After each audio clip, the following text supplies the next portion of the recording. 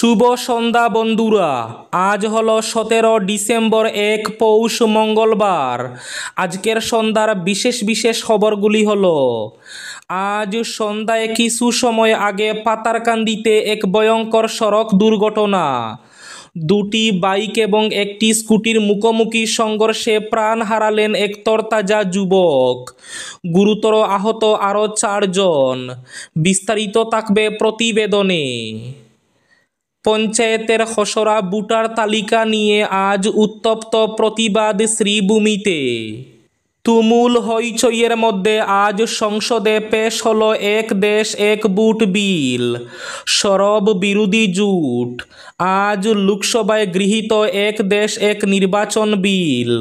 প্রস্তাবের পক্ষে 269 ভোট, বিপক্ষে 198।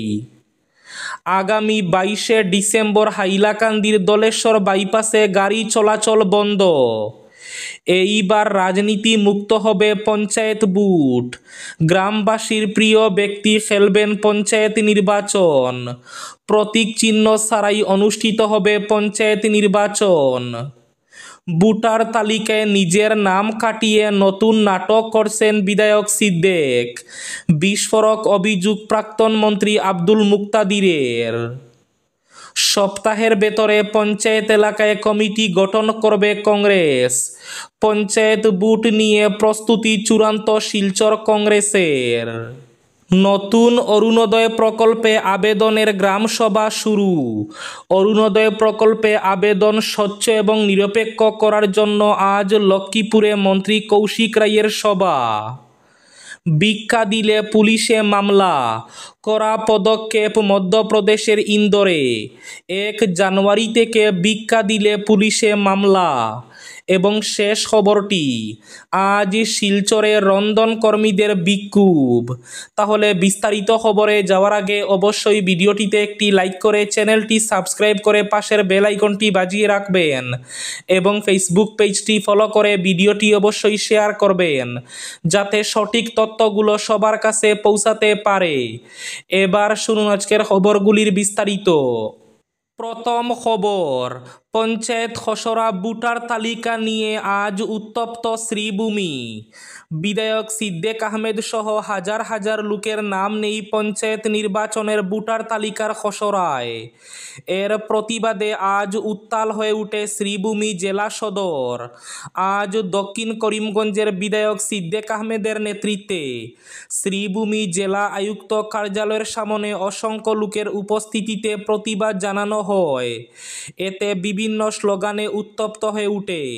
পরে এ মর্মে সিদ্দিক আহমেদ নেতৃত্বে এক প্রতিনিধি দল জেলা আয়ুক্তের অনুপস্থিতিতে ডিডিসি এবং জেলা নির্বাচন আধিকারিকের সঙ্গে সাক্ষাৎ করে একটি স্মারকপত্র তুলে দেন।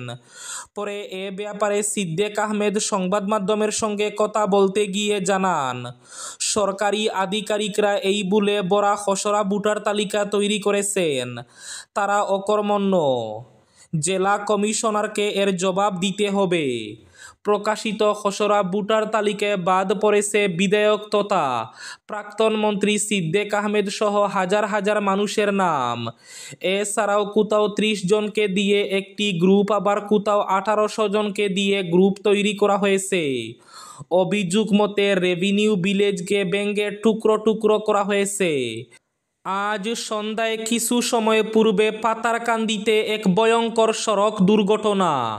পাতারকান্দি সমষ্টির আকাইদুমে দুটি বাইক এবং একটি স্কুটির মুখোমুখি সংঘর্ষে ঘটনাস্থলে প্রাণ হারালেন 1 জন। গুরুতর আহত হয়েছেন 4 জন।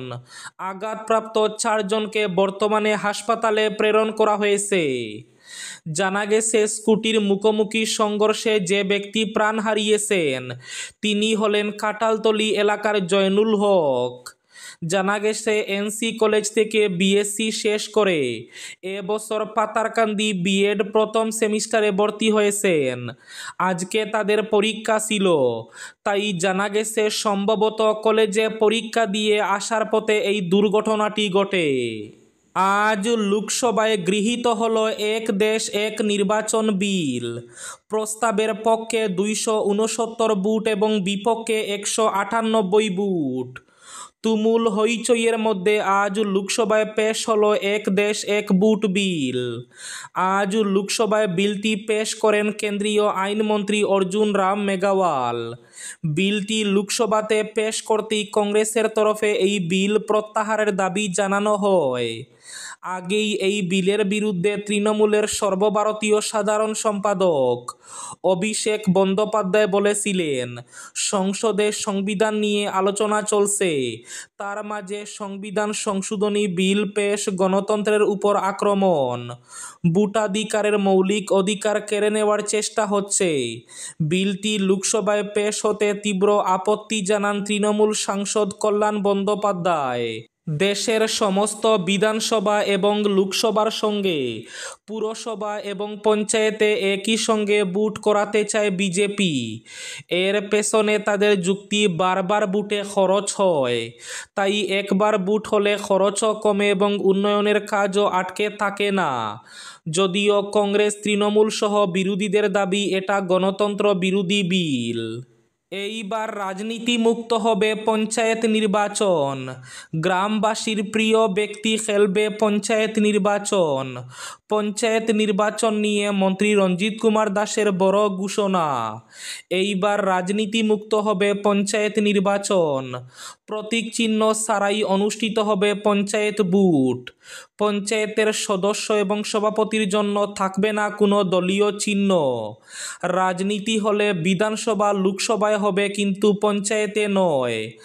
আজ এই ঘোষণা মন্ত্রী রঞ্জিত কুমার দাসের। আগামী 22শে ডিসেম্বর হাইলাকান্দির দলেশ্বর বাইপাসে গাড়ি চলাচল বন্ধ। পাওয়ার গ্রিডের 132 কেবি বৈদ্যুতিক লাইন উত্তর কাঞ্চনপুর এলাকায় মেরামতির জন্য আগামী 22শে ডিসেম্বর 6 নম্বর জাতীয় সড়কের দলেশ্বর বাইপাস দিয়ে সব ধরনের গাড়ি চলাচল বন্ধ রাখা হবে। পূর্ত বিভাগের জাতীয় সড়ক শাখার নির্বাহী বাস্তুকার আব্দুল হক খান এক বিজ্ঞপ্তি জারি করে জানিয়েছেন, 6 নম্বর জাতীয় সড়কের দলেশ্বর বাইপাসটি আগামী রবিবার সকাল 9টা থেকে বিকেল 5টা পর্যন্ত সব ধরনের গাড়ি চলাচল বন্ধ রাখা হবে।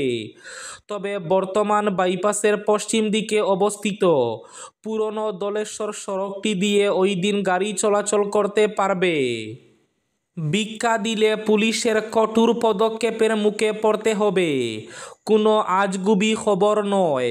এমনটাই হতে চলেছে বিজেপি শাসিত মধ্যপ্রদেশের ইন্দোরে। জেলা প্রশাসনের তরফে জানানো হয়েছে, আগামী 1 জানুয়ারি থেকে ইন্দোরে ভিক্ষা সম্পূর্ণ নিষিদ্ধ। কোনো ব্যক্তি যদি ভিখারিকে ভিক্ষা দেন তাহলে তার বিরুদ্ধে এফআইআর দায়ের করা হবে।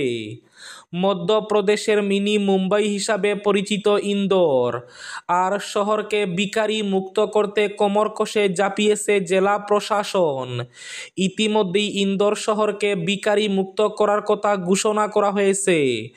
ভিখারিদেরও রাস্তার ফুটপাত, ধর্মীয় স্থান ও বাসে ভিক্ষা না করার জন্য সতর্ক করা হয়েছে। যদিও সেই সতর্কবার্তা উপেক্ষা করে অনেক ভিখারি ভিক্ষা পেশা চালিয়ে যাচ্ছেন, আর তাতেই চটেছেন জেলা শাসক। পুলিশকে তিনি ভিখারিদের বিরুদ্ধে কড়া ব্যবস্থা নেওয়ার নির্দেশ দিয়েছেন। সেই নির্দেশের পরেই ভিখারি হটাও অভিযানে নেমেছে পুলিশ। ভোটার তালিকায় নিজের নাম কাটিয়ে নয়া নাটক সিদ্দিকের। বিস্ফোরক অভিযোগ আব্দুল মুক্তাদিরের। সিদ্দিকের পায়ের নিচে বর্তমানে মাটি নেই, তাই পঞ্চায়েত ভোটার তালিকায় নিজের নাম কর্তনের পাশাপাশি সহস্রাধিক মানুষের নাম বিলুপ্ত করে আন্দোলনের নামে নতুন নাটক শুরু করেছেন বলে বিস্ফোরক মন্তব্য করেন রাজ্যের প্রাক্তন মন্ত্রী আব্দুল মুক্তাদির চৌধুরী। গৌতম রায় বিজেপি কমলাক্ষের পর এবার পঞ্চায়েতের খসড়া তালিকার নাম করে জনগণকে বোকা বানানোর চেষ্টা করছেন সিদ্দিক। এসব বাদ দিয়ে উন্নয়নের দিকে নজর দেওয়ার আহ্বান জানালেন রাজ্যের প্রবীণ রাজনীতিবিদ প্রাক্তন মন্ত্রী আব্দুল মুক্তাদির চৌধুরী।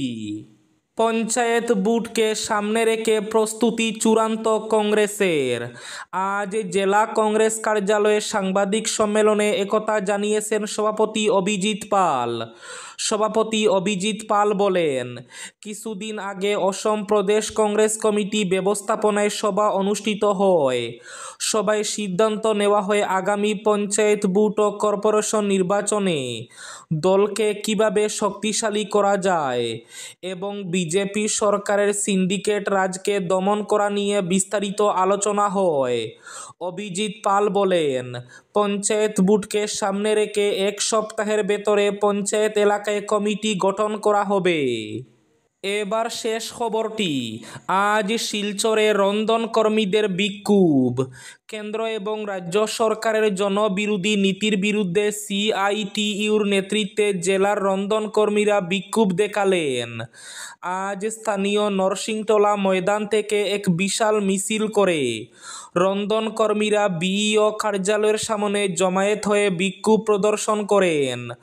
রন্ধন কর্মীদের সরকারি কর্মচারী হিসাবে স্বীকৃতি প্রদান, কর্মীদের 10,000 টাকা সহ প্রতি মাসে নিয়মিত বেতন প্রদান করা, রন্ধন কর্মীদের বকেয়া পারিতোষিক শীঘ্রই প্রদান করা, বিদ্যালয় একত্রীকরণের নামে রন্ধন কর্মীদের কাজ বিলুপ্ত করা থেকে বিরত থাকা, মধ্যাহ্নভোজন প্রকল্প বেসরকারীকরণের সিদ্ধান্ত প্রত্যাহার করা সহ বিভিন্ন দাবিতে স্লোগান দিয়ে উত্তাল করে তোলেন কর্মীরা। অতি সত্বর তাদের এই দাবি পূরণ না হলে আগামীতে আন্দোলন আরও ভয়ঙ্কর রূপ ধারণ করবে বলে আজ কড়া ভাষায় হুঁশিয়ারি দিয়েছেন তারা। এই ছিল আজকের সন্ধ্যার বিশেষ খবরগুলি। ভিডিওটি অবশ্যই লাইক করে শেয়ার করে দেবেন।